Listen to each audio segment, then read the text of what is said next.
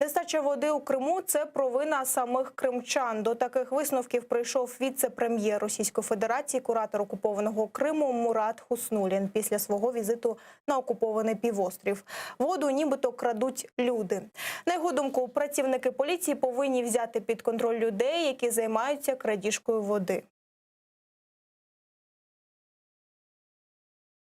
Ключевая проблема потерь – это кража. Этим тоже нужно заниматься. При необходимости надо привлекать правоохранительные органы. Нужно взять на контроль, откуда идет несанкционированный забор, где неправильные приборы учета стоят, где сегодня люди специально ломают или портят приборы учета, поливают свои огороды. У нас где-то не хватает воды дома, а кто-то без счетчика воду льет сколько угодно.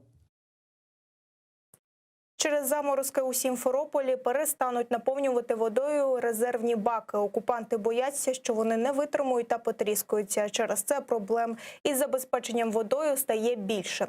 У кінці серпня у Сімферопольському і Бахчисарайському районах окупованого Криму через обміління водосховищ окупанти обмежили подачу питної води. Лише вранці та ввечері по 2 години. З вересня слідом за центральним Кримом без води залишилася і північна частина півострова, зокрема Алушта та прилеглі до неї села.